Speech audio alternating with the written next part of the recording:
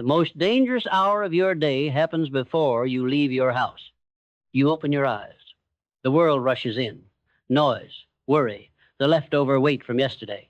You reach for the immediate, the urgent, the thing that screams loudest. And before your feet touch the floor, you have already surrendered the only advantage you possess, the morning mind, fresh, uncluttered, capable of accepting new instruction. Most men believe morning is simply what happens between sleep and obligation. They treat it like a passageway, a corridor to rush through. They dress in darkness, half awake, their minds already crowded with the debris of yesterday's failures and today's fears. They do not realize they are training themselves. They do not see that every morning spent in this fog reinforces a pattern deeper than habit. It becomes identity. The drifting man who begins his day without purpose ends his life the same way. I have studied successful men for 30 years. I have sat with them in their offices, walked beside them in their factories, listened to them in the quiet hours before dawn, and I will tell you what I found. The difference between the man who achieves and the man who wishes is not talent, it is not opportunity, it is not luck. The difference is this: one man commands his morning, the other man obeys it. You think this is about waking early. It is not. You think this is about discipline.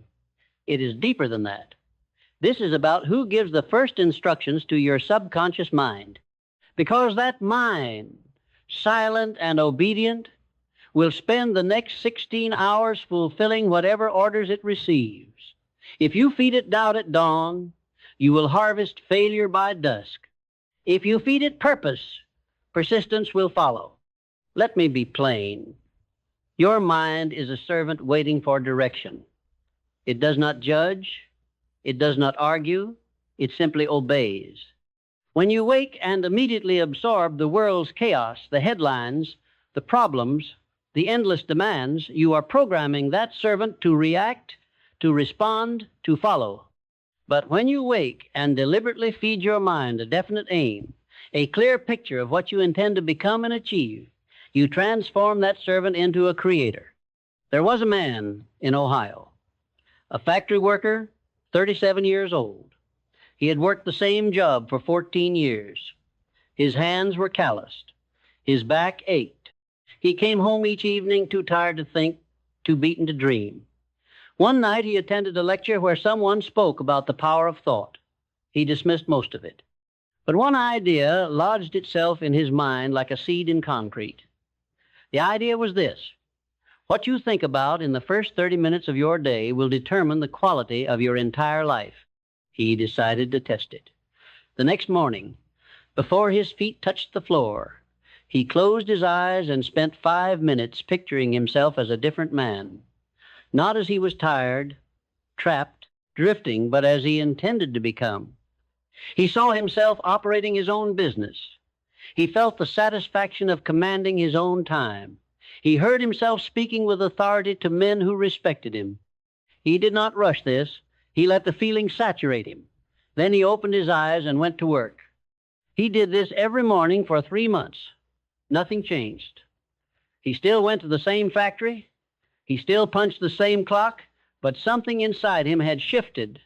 His mind, instructed daily with a new picture, began searching for opportunities to make that picture real. He noticed things he had overlooked for years. A conversation with a foreman led to an idea. That idea led to a side project. That project, nurtured in the margins of his life, grew. Within 2 years, he owned a small manufacturing business. Within 5, he employed 23 men. He did not attribute his success to luck. He attributed it to those 5 minutes every morning when he refused to let the world tell him who he was.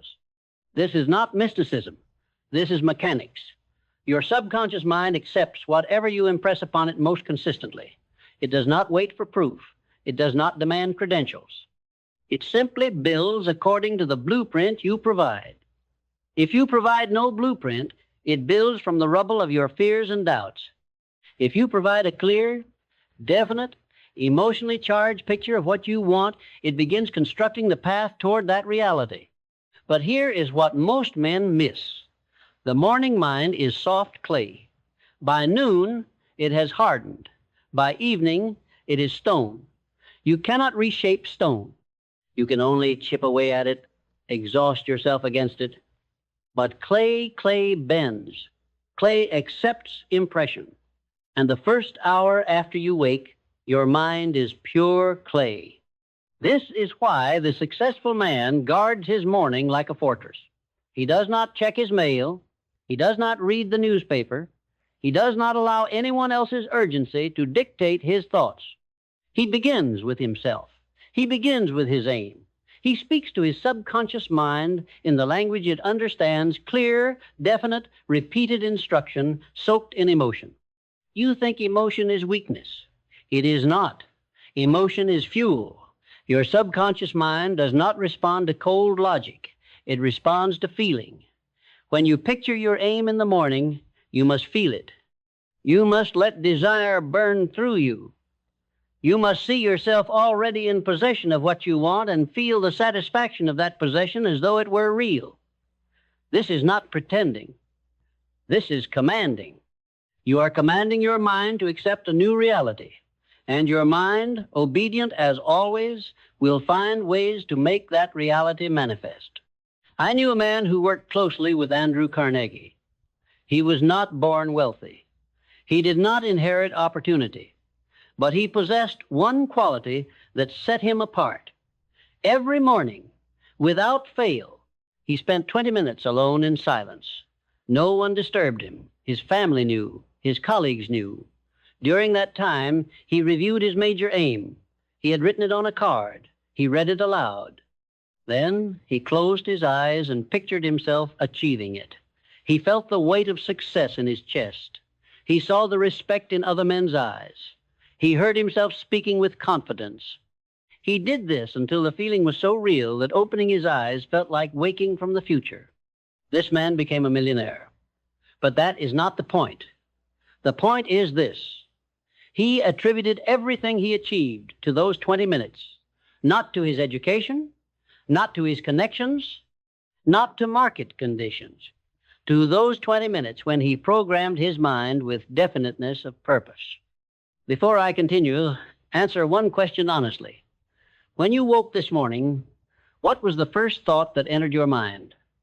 Was it purpose or was it panic? Was it a clear picture of what you intend to build today, or was it a vague dread of what you must endure? If you're still listening, something inside you is waking up. You have lived most of your life asleep, not physically, mentally. You have allowed circumstances to shape your thoughts instead of using your thoughts to shape circumstances. You have reacted when you should have created. You have drifted when you should have steered. And every morning that you woke without a plan, you reinforce that pattern. But patterns can be broken. Not through force, through replacement. You do not fight the old habit, you install a new one. You do not wrestle with doubt, you starve it. And the way you starve it is by feeding something stronger, a definite chief aim. Repeat it every morning until your subconscious mind has no choice but to accept it as reality. Let me tell you what happens when you do this consistently. The first week, nothing changes. You will picture your aim, feel it, and then step into a day that looks exactly like yesterday. This is where most men quit. They expect immediate results. They expect the universe to rearrange itself overnight. It will not. The universe does not respond to wishes. It responds to persistence. The second week, you notice small shifts. A conversation you would have ignored suddenly feels important. An idea you would have dismissed lingers. Your mind, programmed with a new instruction, begins scanning your environment for anything that aligns with that instruction. You are not imagining this. Your reticular activating system, the part of your brain that filters information, has been reset. It now looks for opportunities instead of obstacles.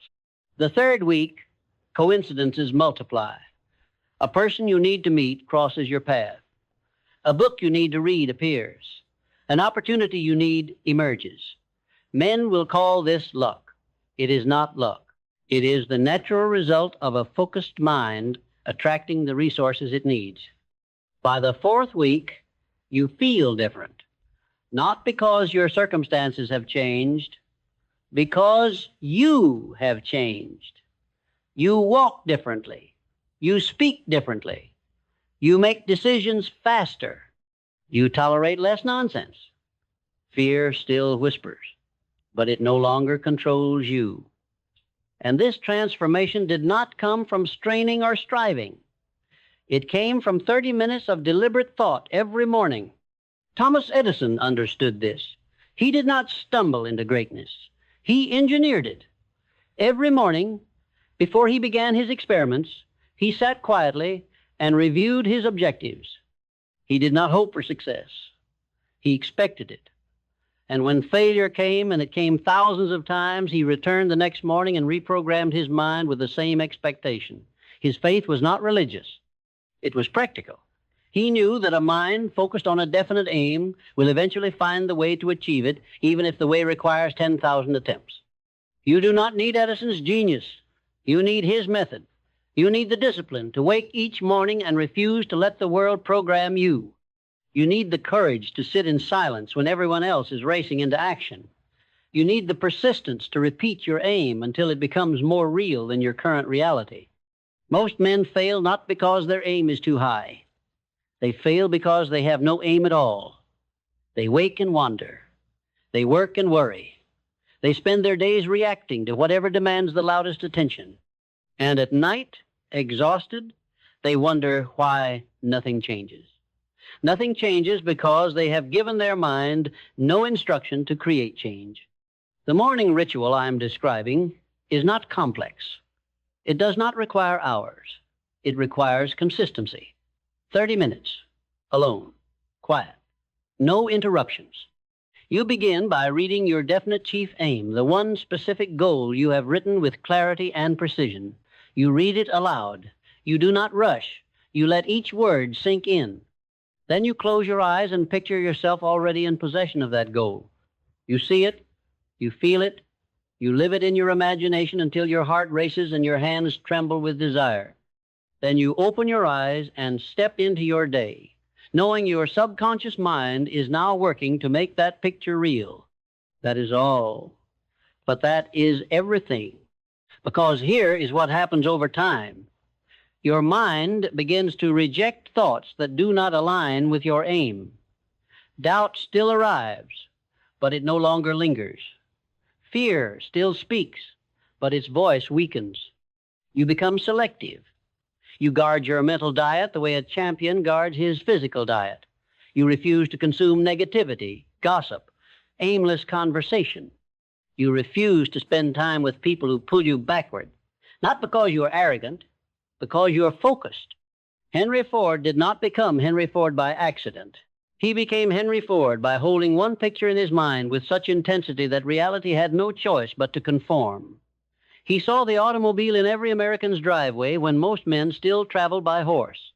He saw assembly lines when most factories operated with hand tools. He saw millions when he possessed nothing. And every morning, he returned to that vision. He fed it. He strengthened it. He let it consume him. And the world eventually surrendered.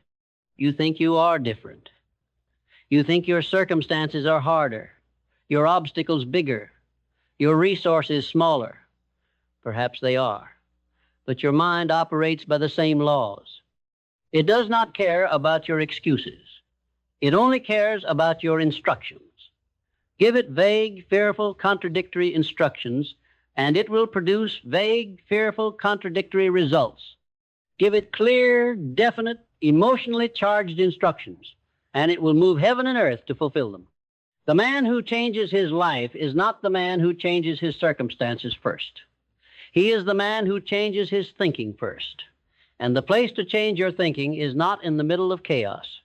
It is in the morning, in the quiet, before the world has had a chance to tell you who you are. I have watched men waste decades waiting for the right moment, waiting for more money, more time, more confidence, more support. They do not realize the right moment is always now. And the right place is always inside their own mind. You do not need permission to think. You do not need capital to imagine. You do not need anyone's approval to decide what you will become. This is the secret the successful man knows and the failing man ignores. Thought precedes action, always. You cannot act your way into a new life. You must think your way into it first. And the thinking must be deliberate, focused, repeated. It must become a ritual as sacred as breathing. Every morning you wake, you stand at a crossroads. One path leads to the life you have always known, familiar, safe, suffocating. The other path leads to the life you have imagined but never dared to claim. Unknown, risky, alive. Most men choose the first path without realizing they are choosing. They simply follow the grooves worn by yesterday. But you can choose differently. You can choose to spend the first moments of your day programming your mind for greatness instead of mediocrity. You think it, you feel it, you act on it, you become it. This is not philosophy. This is physics. Thought is energy. Energy directed toward a specific aim creates momentum. Momentum, sustained over time, creates results. But the energy must be directed every single morning. You cannot think great thoughts once and expect a great life. You must return to those thoughts daily, hourly if necessary, until they replace the old thoughts that have kept you small. Let me tell you about one more man. He was a janitor in a Chicago office building, 53 years old. No education beyond 8th grade. He swept floors, emptied trash, locked doors at night. He had accepted this as his fate until the day he stumbled upon a book about the power of thought. He read one chapter, then another, and something inside him, something he had forgotten existed, stirred. He decided to apply what he read. Every morning, before dawn, before he left for work, he sat in his small kitchen and wrote out his aim. He wanted to own property. He wanted to be his own man. He wanted respect. He wrote these things as though they were already true. I am a man of property. I command my own time. I am respected by others. Then he read them aloud, slowly, letting the words reshape him. 6 months passed. Nothing changed. He kept writing, kept reading, kept believing. After a year, a tenant in the building where he worked mentioned needing someone to manage a small apartment complex. The janitor said yes before he knew what managing meant. He learned, he saved, he bought his first property at 56, his second at 58. He died at 71, owning 7 buildings. His children asked him once what made the difference. He pulled out a worn notebook filled with daily affirmations written in pencil. This, he said, every morning for 18 years, I told myself who I would become, and eventually I had no choice but to believe it. That is the power you possess. That is the power you squander every morning you wake and drift. You have within you the ability to reshape your entire existence, but that ability only activates when you take command of your thoughts, and the only time you can reliably take command is in the morning, before the world drowns you in its noise. So here is what you do tomorrow. You wake. You do not reach for your phone. You do not check your messages. You do not think about your problems. You sit up. You breathe. You center yourself. And then you speak to your subconscious mind as though you were speaking to a loyal servant. You tell it what you want. You show it the picture. You feel the reality of already having it. You do this for 30 minutes without interruption. Then you stand and move through your day, knowing that everything you need will come to you because your mind is now programmed to find it. You do this tomorrow, and the next day, and the day after that. You do not measure results by the end of the week. You measure them by the end of the year, because transformation is not a sprint. It is a slow, steady accumulation of right thoughts repeated so often they become automatic. The man you are today is the sum of the thoughts you have thought for the past 10 years. The man you will be 10 years from now is being shaped by the thoughts you think starting tomorrow morning. You cannot change the past, but you can command the future. And the future begins the moment you open your eyes and decide what thoughts will occupy your mind. Most men will ignore this. They will read these words and feel inspired for an hour, then return to their old patterns. They will wake tomorrow and reach for distraction. They will waste their morning mind on trivialities. They will spend their lives wondering why success eludes them, never realizing they program themselves for failure every single morning. But you are not most men. If you were, you would have stopped listening long ago. You are still here because something inside you recognizes truth when it hears it. You know you have been drifting. You know you have been reacting instead of creating.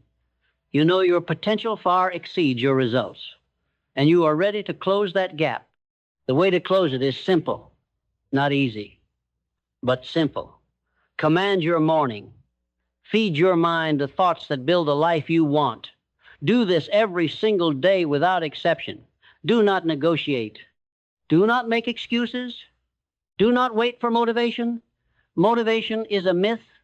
Discipline is the truth. And discipline begins when you wake and choose purpose over panic. You have one life, one morning, one chance to decide who you will become today. Yesterday is gone. Tomorrow is a promise. But today, this moment, this morning is yours. Take it. Own it. Use it to program your mind for greatness. Because 30 minutes of focused thought will do more for your future than 30 years of aimless action. The world will try to steal your morning. It will offer you urgent problems, immediate fears, endless distractions. Refuse them all. Protect your morning like you would protect your life. Because in a very real sense, your morning is your life. Lose your morning to the world, and you lose your life to circumstances. Command your morning, and you command your destiny. So wake tomorrow with intention, sit in silence, speak your aim, feel your future. Then rise and move through the world as a man who knows where he is going because he has already been there in his mind. This is the difference between the life you have and the life you want. This is the practice that separates the achiever from the dreamer. This is what you do every morning to change your life. If this message has stirred something in you, share it with someone who needs to hear it. And if you want more truth like this, subscribe. Not because I need your attention, but because you need the reminder. Success is not an accident. It is a ritual practiced daily, starting with the very first thought of your day.